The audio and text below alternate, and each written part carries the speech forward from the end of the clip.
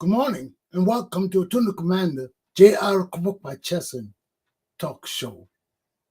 Today is Monday, October the 9th, 2023. One more day for our general and presidential elections in Liberia. Will there be peace? Will there be peace? Will we hold the peace in Liberia? The time of the Liberian people is now. Woke up this morning to news of violence last week. Can you imagine? Can you imagine violence last week? What can we hold? We pray, we talk, we try to teach our people time and time again that we must hold the peace for this election. We must hold the peace for this election. Our democracy must survive. Our nation must persevere. So in the meantime, I want us to take a break. I'll be right back.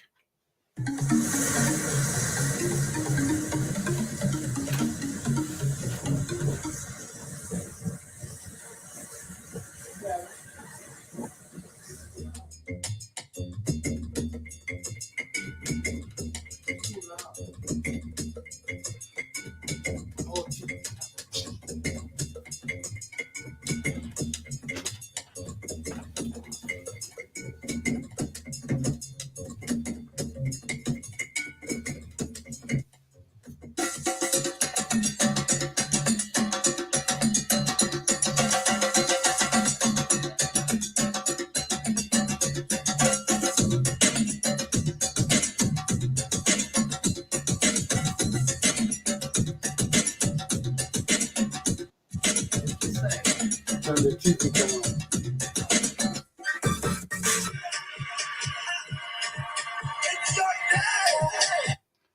We're back. I'm sorry for this short intermission.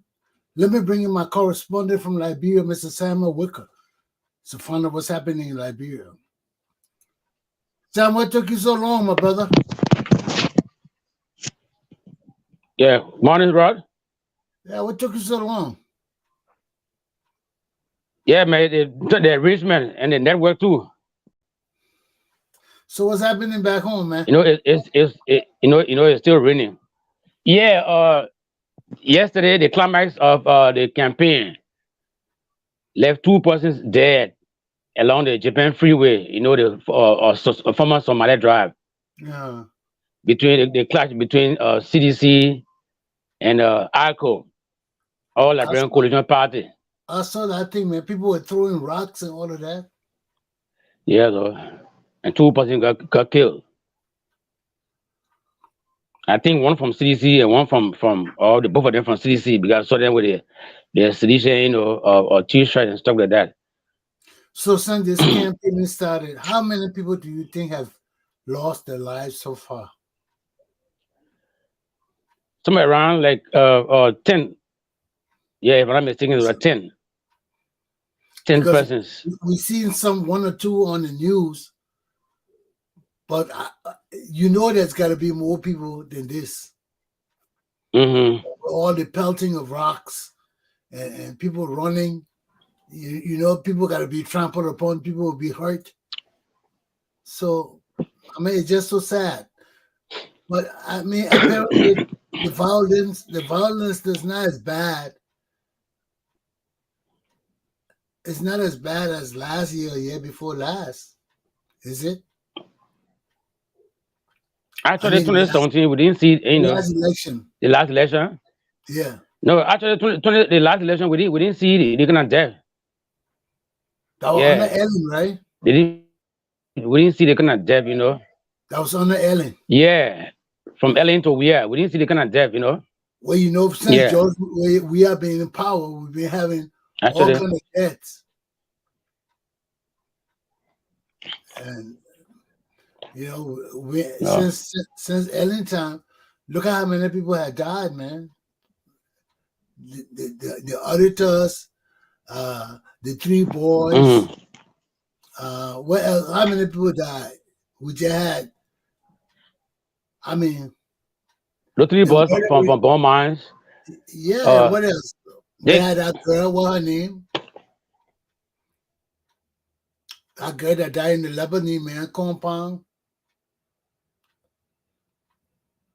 And Sam, what's her name?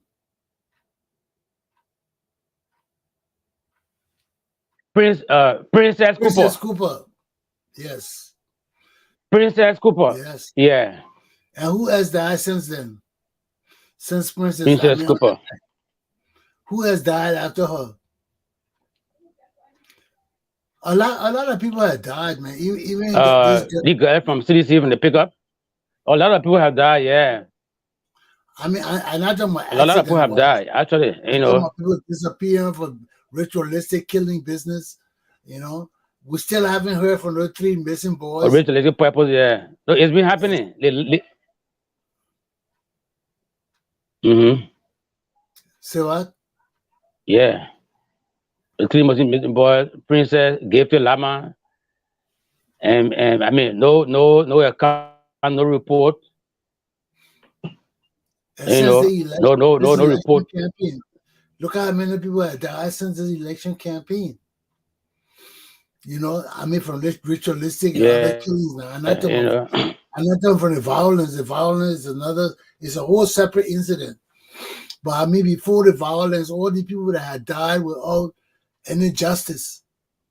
You know, Mm-hmm. so many people crying the blood crying for justice in our country, man. People have been killed Yeah. without any justice, without any accountability. And you know, all of us can given, all of us can lead Liberia. But every Liberian Mm-hmm. has a responsibility to ensure that the rule of law prevails in our country, that justice, freedom, the rule of law, that's our responsibility. Nobody in our country can trample upon our laws, man. Those laws are secret to us because we pray upon them. We pray upon our laws. You know, we make them sacred. So they're as sacred to us as the Bible. You know, we can't have people just trample upon our laws like that, man. You know, make them insignificant, give them no real meaning as they continue to commit crimes in our country. My Liberian people, this election is a turning point.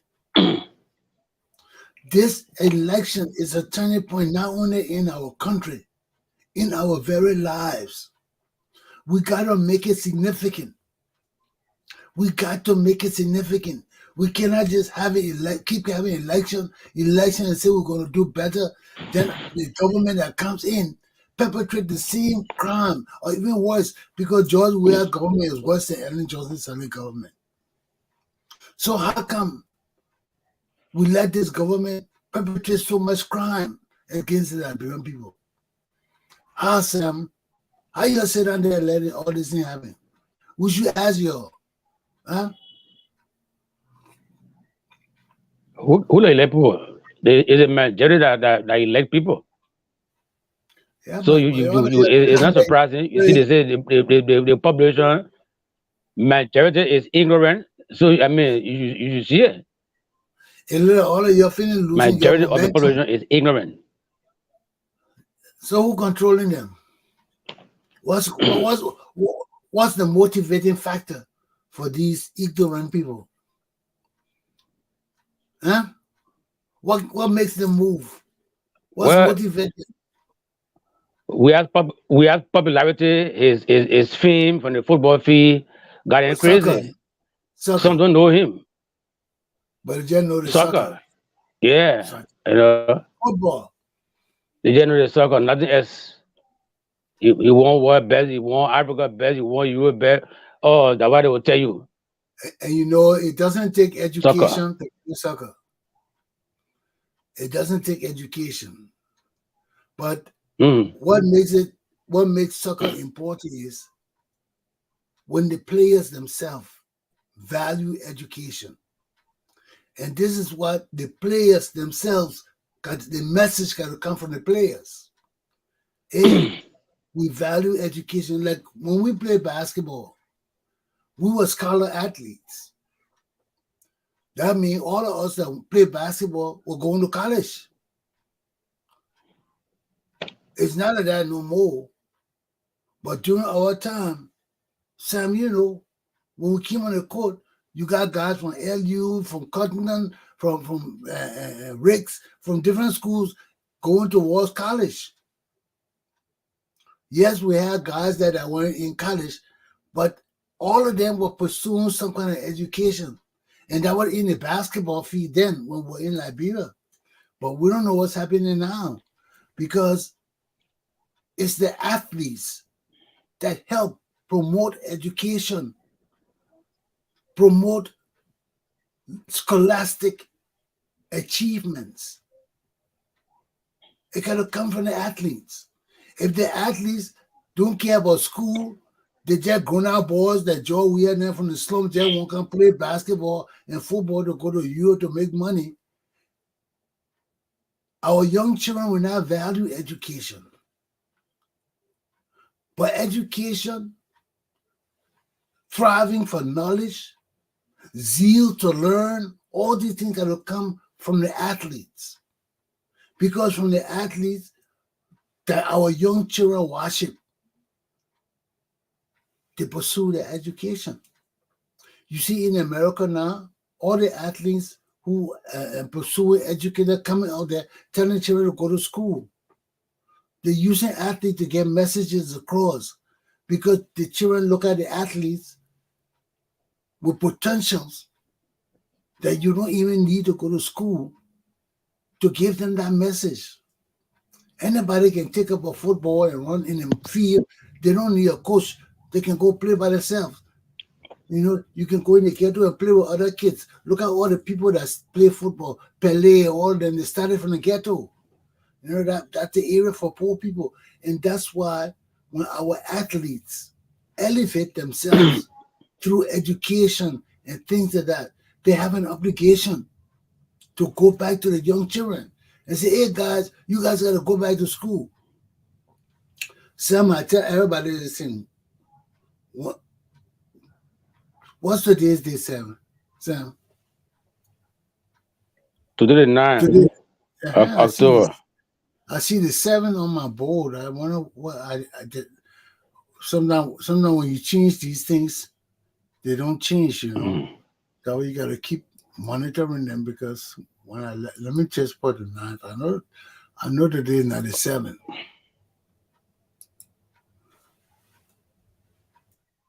I'm sorry, folks. Let me correct this so we can get it on.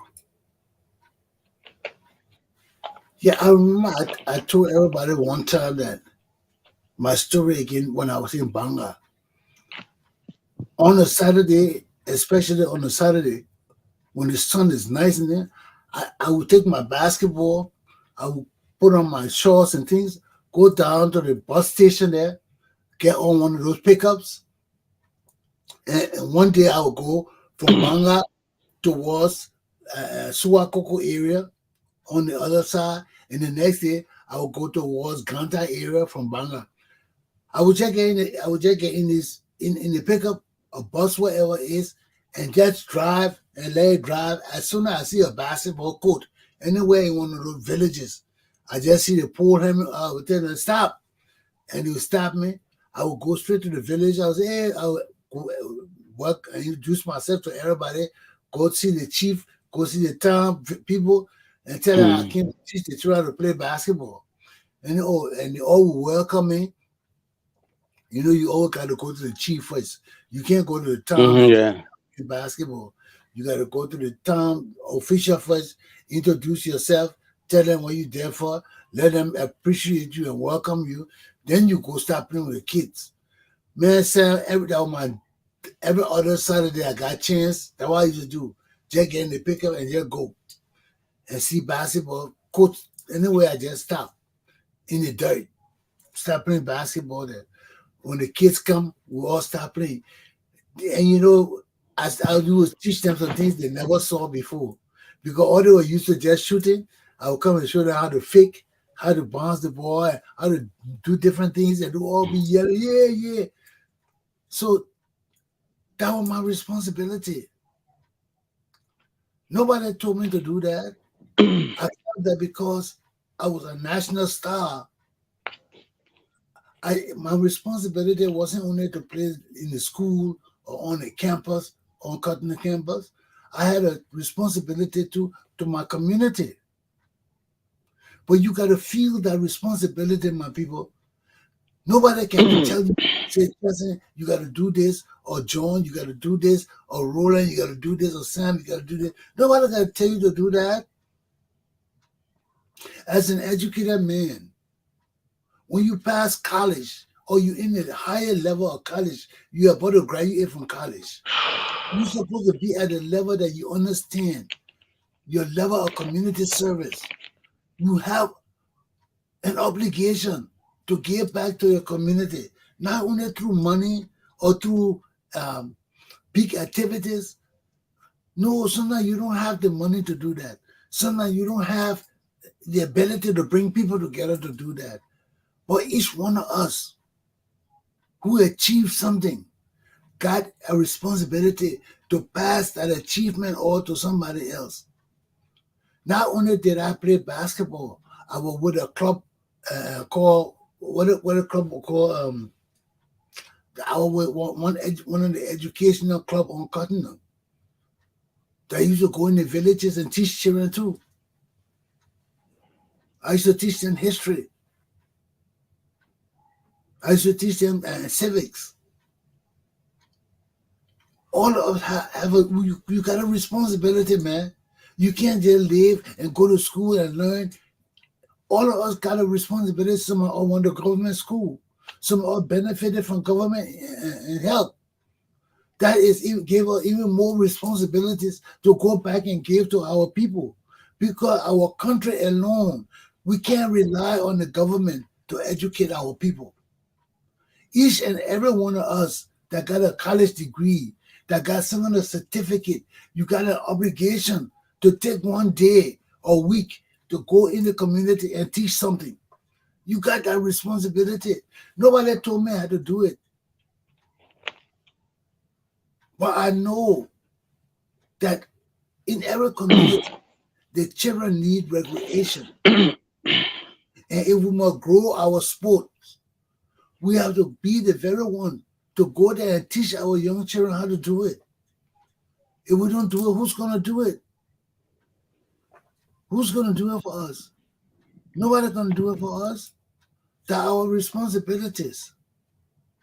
So every time you elevate yourself from high school, you know, in high school, many of us don't have the maturity to understand that we have these obligations to our community. Many of us don't. But when you go to college, your first, second, third year in college, you grow that maturity to know that you are a leader of the community. You don't have to be president. You don't have to be vice president. Once you achieve a level of education in our country, you are a leader in our country. Why? Because we need educated people to lead us. Nobody can tell you that you have to do a community service. Nobody can tell you. Look around you. You see the poverty. You see the poor people. You see the sufferings. You see the children striving to learn. Look at all the villages, especially around Cotton, Signé, all those little towns around Cotton there. So the children were eager to learn, man. They were always coming on on campus, not only to steal the things, but to learn, to look for their jobs. All of the children used to wash our clothes and things like that. And when you're washing your clothes, they will come to you. Oh, you want this? They will learn your name. They will learn how to. All of the kids around the school, that your obligation to teach them. You have an obligation to reach out to them. You can't just use them to wash your clothes. You can't just use them to do the dirty work in your house. You gotta have compassion for your people. You gotta have empathy. You are the leader of a country. If you don't reach out to teach the young children around, you will do it. They can't learn everything in school. You see? And now some people you be perplexed when they see the children come in, oh, Chesson. They say, Mama, we know all the children from, because those were things I did. I went in the villages. They didn't come to me.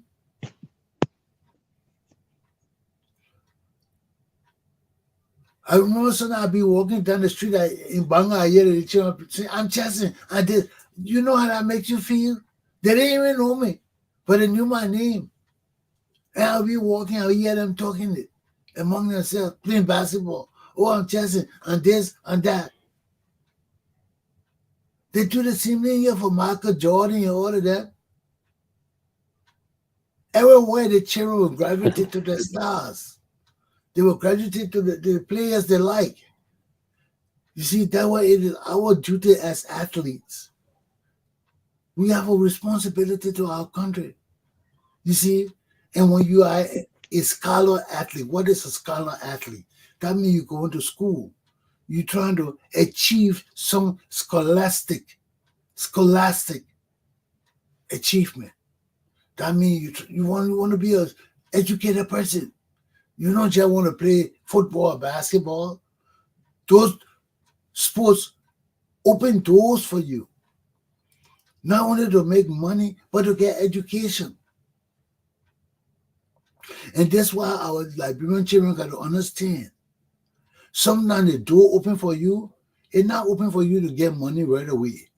It's open for you to go to college, to get education, then you pursue money. Look at how many kids play college football in America. That's a major, major thing. Now, they're even talking about giving people per diem and ads and opportunity. They didn't do that before. People couldn't give people scholarship. They want to give you scholarship. They couldn't give you spending money and things like that. Now they have changed it in America where at least they can give you certain percentage of your school fee, of allowances.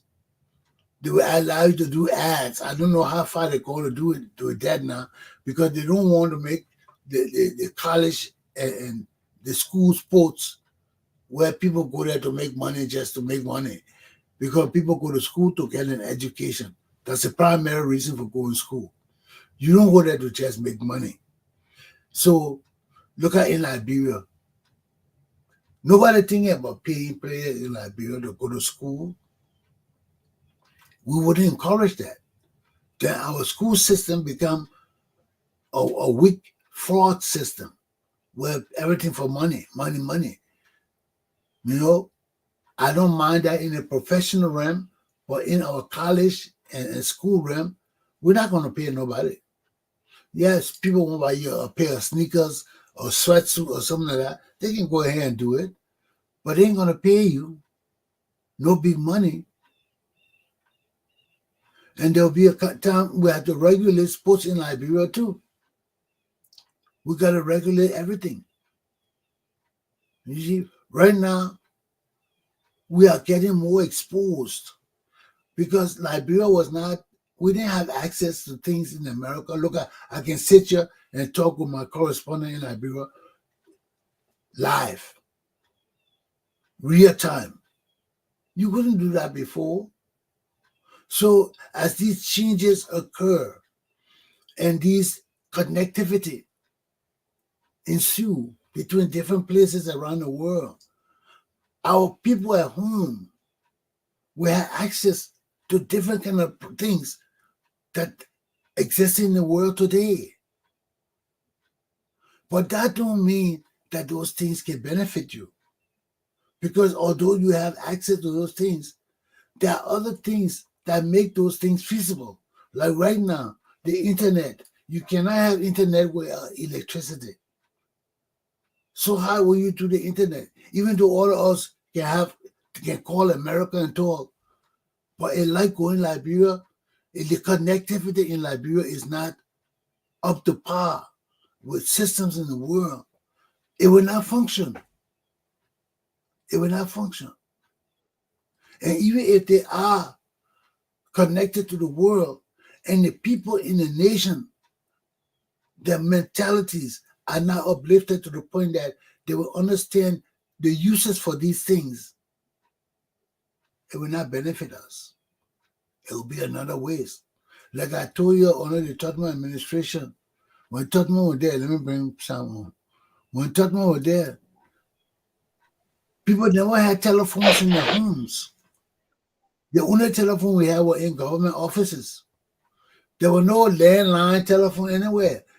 I mean, one or two people started getting it, but it was so expensive. I remember even in my aunt's house, we had a telephone, but there was a lock on the telephone, man. I didn't anybody ever call out of the house. We made one or two calls, and that telephone just sat there with that big lock on the numbers, so you couldn't turn it, you couldn't dial.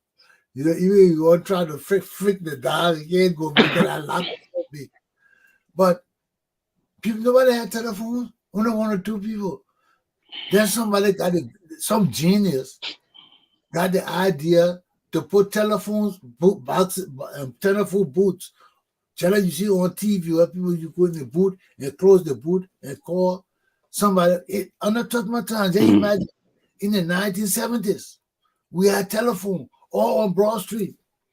We had telephone booths. Liberia, look, the level of development in Liberia, some of the development, were too advanced for the society. And that was one of the developments that were too advanced for the society. Just imagine nobody have telephone at home. When the people in the offices, they got phone booth. Who you call? After 4 o'clock, nobody in the offices. The offices closed. So nobody can use the phone. Even you call somebody with phone, they won't answer the phone because for the phone bill come, they won't pay. You know our people, they not to pay bill. They not to do nothing. They won't call, but when the bill come, they won't pay it. So everybody had these big locks on their phones. You can't dial nothing. You go to visit people, the phone there, you can't dial. That's some kind of big hell of a lock hanging on it. You can't break the lock. You can't move it. You can't call. So that's how it was. You know? So what do you think people did with their phone booths on the street? People started breaking it, busting it, pulling the phone out of the thing, putting the phone down, taking it home. Then eventually they became WC. People started going there and urinating in the booth and defecating in the booth and all that kind of thing. So they had to move all of them. So that was $1 million. That was $1 million that didn't benefit the country. We lost. You invest $1 million to put cable wires and all those things, to put phone booth, everything, and nobody can use it. Then everybody start taking it home, breaking it, taking it home. Then they start defecating and urinating in it. The country lost. We lost $1 million right there. That's a project that was too advanced for the society. And you see, this is what we tell our people. You lead in our country. You want to invest in our country. You better understand what to invest. Because right there, the people who bought all the telephone booth for the country did not understand the country. They should have fired all of them. I would have fired every one of them from government. Because that showed they did not understand the country. They wasted our money. You know people don't have telephones in their homes. Why will you put phone booth in the public? Because after 4 o'clock, all government offices close. All businesses close after 4, 5 o'clock. Some of them will stay open at night, but some of them, they're not places you can call. Those phones are there to call people homes. They're there to call businesses during the day. But what happened after 4 o'clock? Huh? They're for people to call people homes, to talk, have conversations, and do different things. But when you can't, when nobody to call after 4 o'clock, the phones are useless. And how many people want to be calling government offices? You only call government offices if you got issues. You don't call offices to talk with your friend who working there. That's not what your phones are for, to call people in the office to talk with them all day on the phone. You see? So that whole system was a waste. So we lost $1 million right there off of the program. None of the wires were good. But that's just one example I like to use when I talk about governmental waste. How people bring things in the country to develop the country that they don't make assessment or study the community or society before they bring it. They just see it on TV and they say, oh, they got it in America, it's good for Liberia, let's bring it to Liberia. And you bring it to Liberia, the people are not ready for it. Look at how many things we bring from America to Liberia, and it's a waste. Because either the people don't know how to use it, or they're not ready for it. And these things happen time and time again because everybody got an idea. Everybody want to be the innovator of change in our country. But I'm seeing this because as we come up for a new election, and we're coming to say we want to rescue the country, we got to watch waste. Waste. We cannot do things, say we're doing it to uplift our country, when our people not ready for it. Whatever changes we got to make in Liberia, Sam, there are many, many changes we can do in Liberia. We need sports. We need entertainment. All kinds of entertainment, man. You know, all the roller coasters and these whirlwind and different things. They got the water sports. Oh, we got different entertainment can come to our country, but our people gotta be ready for it. You see, look at that park that George Weah open. Only people with money can go to that park, right? They charge to go there, right? You gotta pay. You charge to enter. Yeah, I don't know how much it costs, but they charge to enter. So only people can enter that thing. So if you want your child, you here by that park and you wait in Bon County and you want to bring your children, all your children here by the park in Monroe. Oh, want to see the park? Want to see the park? You know that how it is in Liberia right now. All of the children all over the country want to see that park. So if you decide one day you bring in your child from Lofa County to come see the park in Monrovia, you know how much that will cost you? You can't just come Lofa and go back one day. You got to sleep. And these are the changes we got to make in our country, man. Look, it's so wonderful when you can travel, when they talk about freedom of movement. They're not talking about just for farming business or because you want to live in this area. No, they're talking about entertainment and different things. Freedom of entertainment.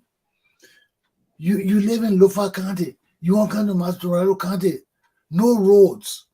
Even now you want to come. Even if you got roads, you can't make it in one day, 2 days and go back home. It's not right. It's not right, man.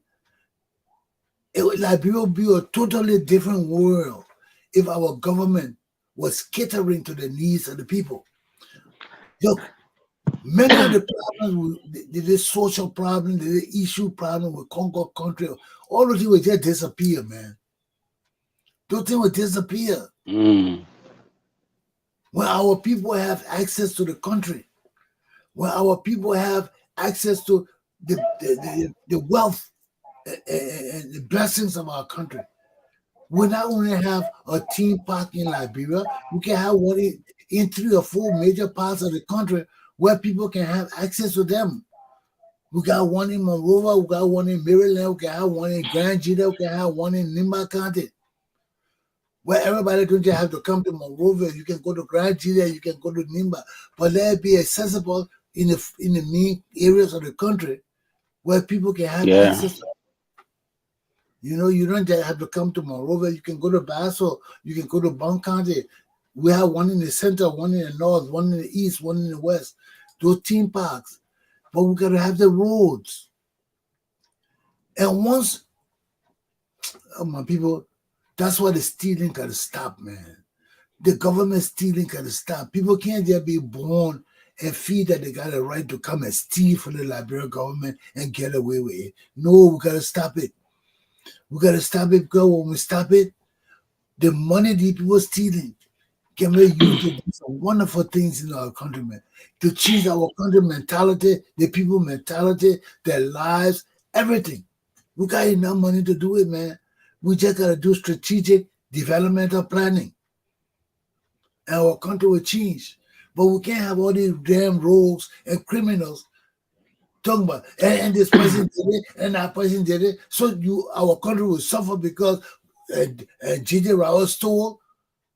God gave everybody in the country the right to steal and just break our country down to nothing. You can't see how the country is suffering when we could do so much with the little money we got. We can do plenty. But people can't be born and come to government with the idea that they have a right to steal from the government. They can't be that. We can't, all of us can't do that. How we bring our country when all of us got that kind of mentality? When people just steal and we shut up, we see them stealing and we say, "Oh, let him do it when our time coming." How our country will grow, man? It can't grow. How you think America got great? America got great because people realize that for us to get great, we got to preserve what we got. We got to preserve it. People can just steal it and think that they own it when it's for all of us. Sam, I told you about my power family the other day, man. How some of my big brother that would come and they see the property and they say, "This for me." I used to look at my brother. These are my brothers, my older brothers. We come to this property. All my pa ain't got plenty of property. Few property. How one man, and then he got 15, 16 children. How one of the children would just come and look at the property and say the property for me because I'm the oldest. What give you that damn right?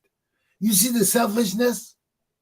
And you see what the selfishness that if you don't care about the rest of your brothers and sisters, how in the hell do you care for the Republic of Liberia? You see what I'm talking about? And you see, Sam, the selfishness starts from the damn family. If we don't fix our family, how in the hell are we going to fix our nation? Huh?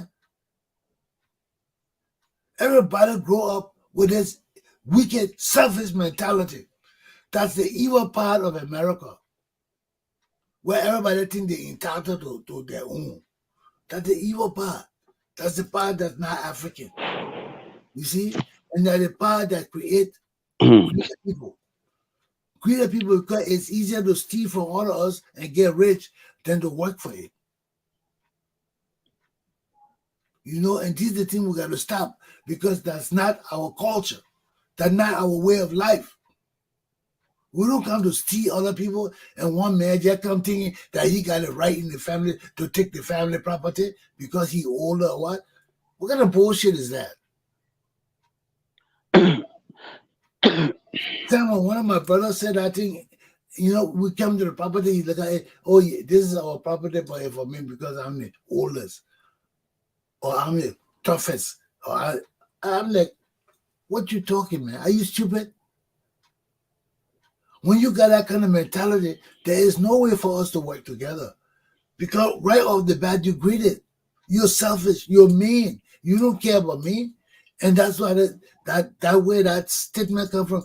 Of all my mother's children, I love myself the best.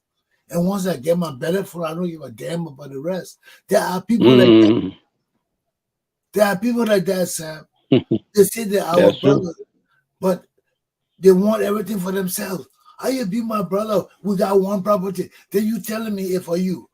What kind of mentality is that? How can you care for me? How can you love me? And these are the same people bringing this kind of mentality to our government, Sam.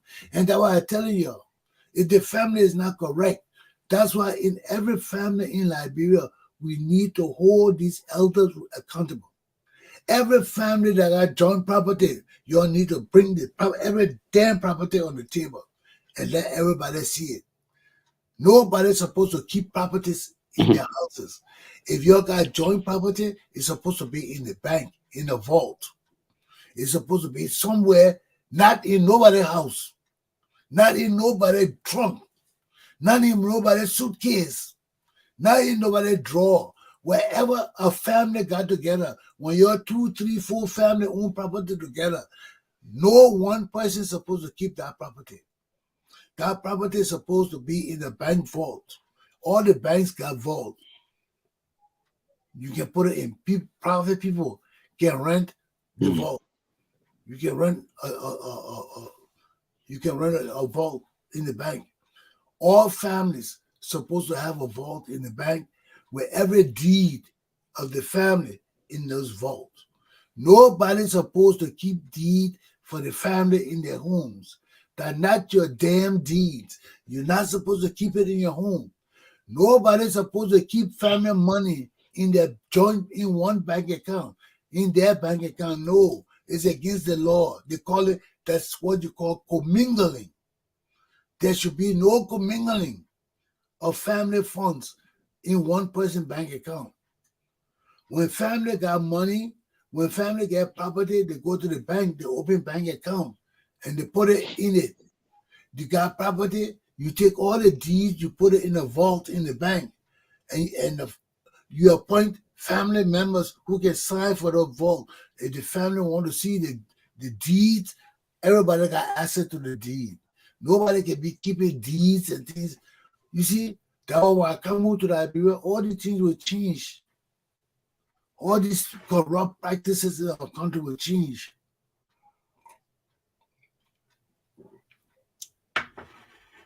Family not supposed to be living like that. You can sue your own family members, and you got to be suing them. Those corrupt ones in the family, those ones that take all the money and put it in their own bank account, that's corruption. That's stealing. When you got family money, the person who got the money is supposed to open an account in the family name in a bank in the city. Not in no private, not in no secret susu club or something like that club. You see, I put in the family money in there. No. When you got family money for the family, you get together and appoint one person to handle the money. Just like any organization, let the person go to the bank and open a bank account in the family name and put all that money in it. When family got money together, no one family supposed to keep that money. No one family supposed to keep that money in their bank account. That's stealing. Why? Every bank account gets interest. Every bank account gets interest. When you open a bank account and your family put that in his or her bank account and say they're keeping your money, you gotta let you know how much interest you're getting every month or every 6 months or every 2 weeks or how often the bank gives interest. They gotta let you know because that interest is part of your money. And the reason why they don't like for people to put their money in the family bank account is because when the bank get interest, you can't tell your interest from your family interest. Because the bank, when I say, okay, Chelsea family put $50 in your bank account, so when the interest come, we'll do Chelsea interest first before we do your interest. The bank does not do that. The bank does the interest for the full lump sum of money in your bank account. So if you take our family money and commingle it with yours and put it in your bank account, that means every interest that's supposed to come to us is going to you. That's stealing. That's where the corruption comes. People say, oh, why is stealing? They may keeping the family money. They may say, he got $500 for us. We collected $500. He put it in the bank account. He said, we got $500. No, you don't have $500. Because once that money goes in the bank account, it generates interest. That's where the stealing comes in. It generates interest. And once it's in your personal account, you and I know what kind of interest you got from the family interest. That's where the stealing comes in. So the head of the family will take the family $500 and put it in his account. And every month he tell you, okay, we got $500 in the bank account, or we keep it $500 for you. That's a damn lie. He got more than $500 for you. Because every month or every week, every day, there's interest growing on that money. But every month or every quarter, the bank reports the interest. But once that money goes into the bank, interest from the bank start to accrue on that money. So that money is no more $500. That money may be 501 cents, 502 cents, 503 cents, every day growing. Every day growing. So if he kind of tell you, oh, last month you give me $500, I put in the bank, we got $500 in the bank, that's a damn lie. You see why you can't commingle family funds? Because interest rates grow and change every day. So this family member will be stealing from all of you because they will not report the interest to you. They will only report the amount he said they put in the bank for you. Oh, I put $500 there yesterday. We only got $500 there. Last month we collected $500 in the meeting. We got $500 there. No, that's a lie. You got far more than 500. Even in the United States here, when you commit crime and they take your money from you and put it in the bank, when you come out of jail, you're not getting that same money. Your money growing. And the government got to give you that money back. Because as long as you're not guilty, when they put that money in the bank, all the interest that accrue on that money for you, once they find you not guilty, the government got to give you your money back. They can't give you the same amount they took from you. No. If your case was 20 years, 10 years, you got 10 years of interest on that money. 20 years, they got to give you all that money back. They can't keep 1 cent. That's your money. So the same thing with the family. When one family take the money and put it in his account, they steal it from the rest of the family. And if that person knows or has a law degree or has some kind of knowledge, they know that it's stealing. They know that they're stealing from you. And that's not right. That's not right, Sam. People do it in families and do it to our government. There are people, you can't take the government money and put it in your private account either.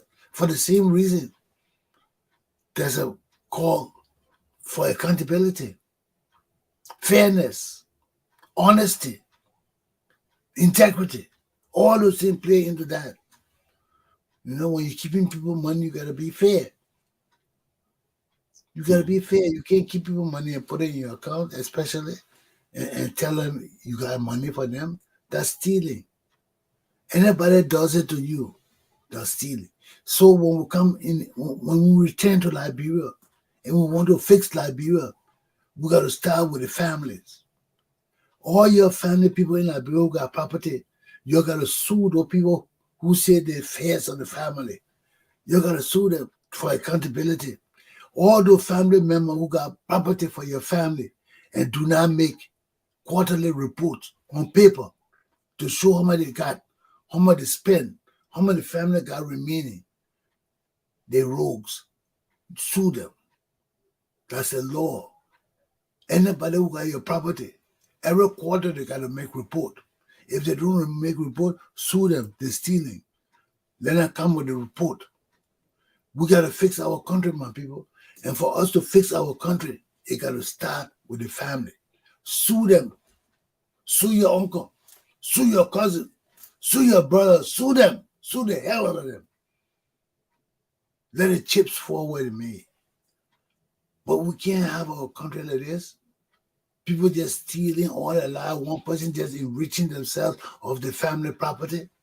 It's not right. It's not right. Look at men like Banana, you and all these people said they got property. They don't. Some of the property, their family property. But nobody will talk. Because the people who are supposed to talk The people who are supposed to talk and be responsible to protect the family, he greasing their hands. He getting he's sending them on vacation, he buying them cars and different shit. So they will not talk. They in the loop. You see the corruption in our families too. Everywhere. It's not right. And that was some of us. That was they killed some of us. Our own family that killed us. Who killed my grandfather? His own people, his own brothers and sisters who were not successful as he was. Jealousy. But they don't know when you do those things, you promote nepotism even further. You promote one group of people benefiting even further. Because at some point in our society, it will believe in justice. It will believe in truth. Things got to change. Our country can't be like this. People got to be held accountable. People got to go to jail. Even family members got to go to jail because of stealing, because of corruption. But it's up to us to change our society. We cannot complain our society bad, we need change. Then we're the very people to perpetrate those things that do not promote change in our society. We can't do that. We can't do that. Because if we change our society, one group of people will not benefit all the time. All of us will benefit across the board. There will be one standard, no double standard, one standard for everybody. But when we're deceitful, when we're crooked, when we believe in stealing and nepotism ourselves, it can't change. It can't change. You can't want change in one way, then you're doing the same corrupt thing on the other side. You can't change. When that change, you got to be sincere to what you want to do. You got to be truthful. And you got to mean it. You got to stand on the foundation of truth. And don't be deterred. Then our society will change. Because when our people learn that there are people who are patriots and they will not change, they will not bend for pocket change for nothing, our society will change. More people will become patriots and understand why we got to be that way. Because it promotes fairness. It promotes it for all of us. When all of us learn,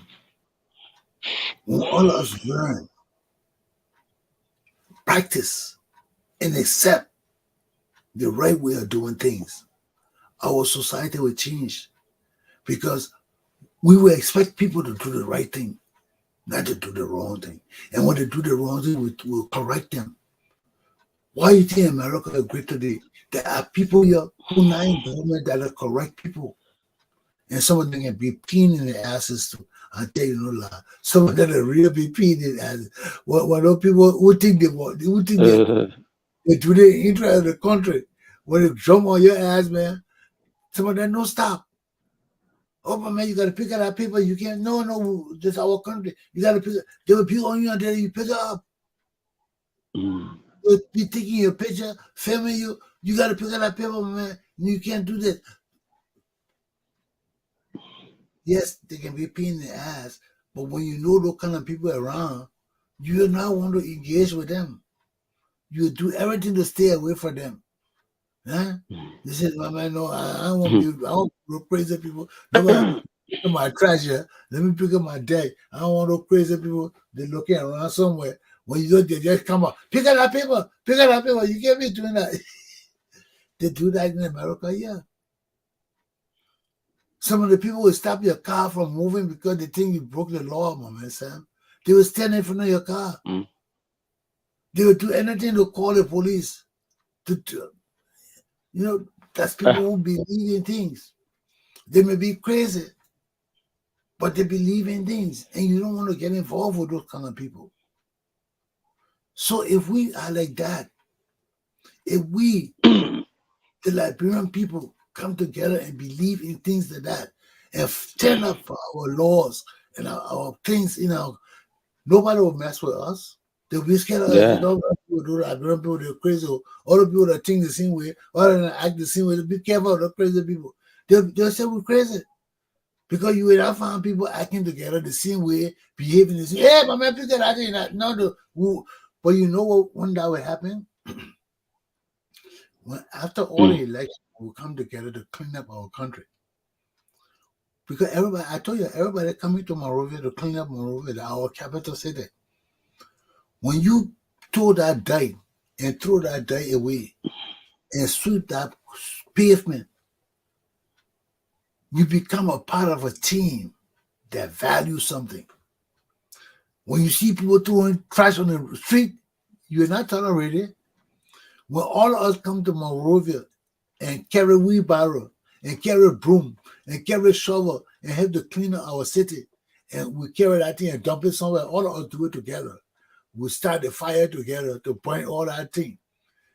Nobody will throw dirt in our country. You know why? Because all of us will be part of the work that clean up Monrovia. When all of us clean up Monrovia together, we become a team. We become cohesive.